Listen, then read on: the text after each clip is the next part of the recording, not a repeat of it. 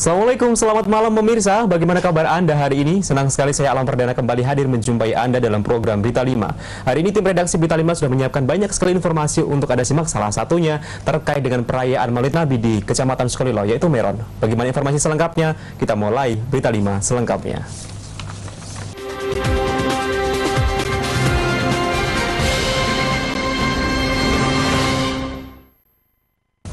Pemirsa, guna untuk mensinergikan kerja pemerintah Kabupaten Pati, Rabu pagi di salah satu pondok pesantren Margoyoso Pati digelar kegiatan silaturahmi ulama bersama dengan pemangku kebijakan Kabupaten Pati.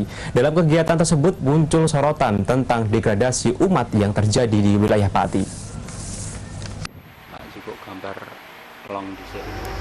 Bertempat di salah satu pondok pesantren di Kajen Margoyoso Pati, Rabu pagi digelar kegiatan silaturahmi ulama bersama pemangku kebijakan Kabupaten Pati yang meliputi Forkopinda, seluruh kepala SKPD, kepolisian dan TNI, serta tokoh masyarakat.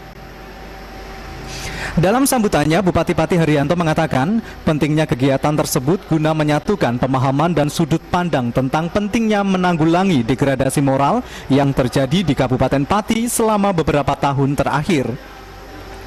Peran setiap stakeholder di masyarakat juga ikut bertanggung jawab atas degradasi moral yang kian menggeser nilai-nilai keagamaan.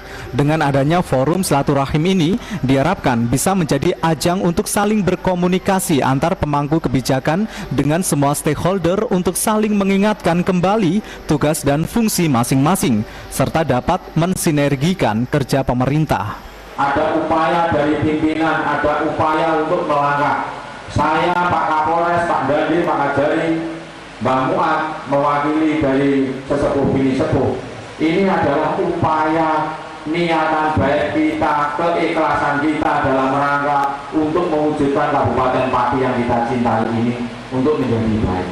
Di samping pertemuan-pertemuan semacam ini, dan ini yang sangat eksklusif, itu juga kami melakukan langkah-langkah yang kami lakukan bersama dengan SKPD saya sebagai kewenangannya dan tupoksinya demi untuk mewujudkan harapan dari sesepuh bini sepuh dan demi untuk mewujudkan daripada Bapak Ibu sekalian.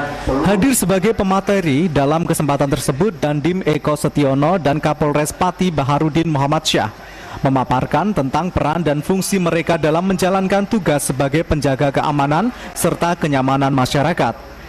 Melalui forum silaturahim ini diharapkan bisa menjadi agenda rutin untuk membahas dan memecahkan degradasi moral yang terjadi di Kabupaten Pati dengan komunikasi yang intensif dan berkesinambungan antara semua jajaran stakeholder, mampu mengembalikan jati diri Kabupaten Pati dengan jargonnya kota yang santun, religius dan gemar bergotong royong. Aris Kurniawan, Simbang 5 TV melaporkan.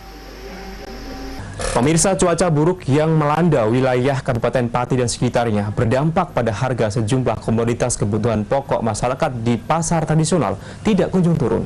Bahkan kenaikan tertinggi dicapai pada harga cabai merah keriting dengan harga mencapai Rp35.000 per kilogramnya.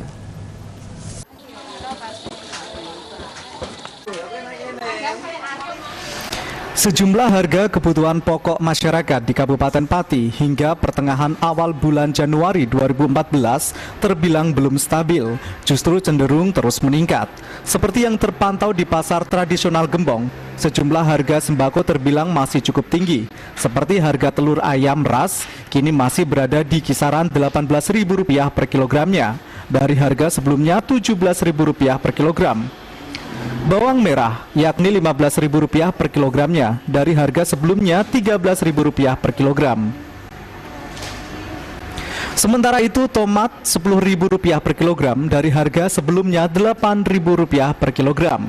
Minyak goreng curah masih di kisaran harga Rp11.000 dari harga sebelumnya Rp10.000 per kilogram.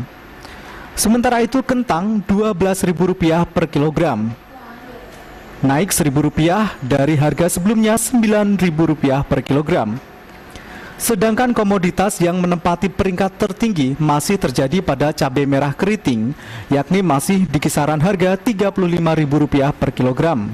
Sunaryo, salah satu pedagang mengatakan minimnya pasokan akibat cuaca masih disebut-sebut sebagai pemicu belum beranjak turunnya harga kebutuhan pokok. Pak, sampai pertengahan Januari ini untuk harga sembako gimana, Pak? Belum stabil itu harga barang-barang. Gitu. Untuk penjualannya sendiri gimana? Penjualan sendiri untuk barang-barang agak lambat, masalahnya itu cuaca buruk. Barang-barang itu belum stabil juga itu ya. Akibat kondisi tersebut, para pedagang memilih untuk mengurangi jumlah pasokan dibanding saat harga stabil. Aris Kurniawan, Simbang 5 TV melaporkan. Anjloknya harga jual komoditas pertanian di wilayah Gembong beberapa waktu lalu membuat para petani berspekulasi dengan mencoba menanam kentang. Hal ini dikarenakan kondisi alam yang mendukung untuk ditanami kentang serta perawatan yang lebih mudah dan murah dengan harapan dapat memperoleh keuntungan yang lebih besar. Kecewa dengan anjloknya harga jual hasil pertanian, para petani ketela, kencur, dan kapuk randu di wilayah Kecamatan Gembong mencoba terobosan baru, yakni dengan berspekulasi menanam kentang. Kundoyo, salah satu petani warga desa Selorejo, Gembong, mengatakan hal tersebut dilakukan karena dalam beberapa waktu terakhir dirinya mengalami kerugian. Karena dengan menanam kentang, selain perawatan yang tak jauh berbeda dengan tanaman lain, harga jual kentang dinilai lebih tinggi. Ini menanam pohon kentang ini. Karena di waktu menanam pohon ketela itu harganya kan menurun. Ini spekulasi, ini berusaha ini mengenalkan tanaman kentang ini untuk perubahan supaya bisa menjadi petani yang lebih gimana gitu. Sebagai terobosan gitu ya. Terobosan yang pertama. Para petani belum pernah menanam komoditas kentang sebelumnya dan ini baru kali pertama dilakukan. Menurut para petani, kondisi alam Gembong sangat mendukung untuk ditanami kentang. Diharapkan tanaman kentang yang baru berusia sekitar 2 bulan ini dapat mendatangkan keuntungan yang lebih baik bagi para petani. Aris Kurniawan, Simbang 5 TV melaporkan. Pemirsa, tetaplah bersama kami, informasi lainnya akan kami kabarkan sesaat lagi setelah jeda iklan berikut. Tetaplah bersama kami.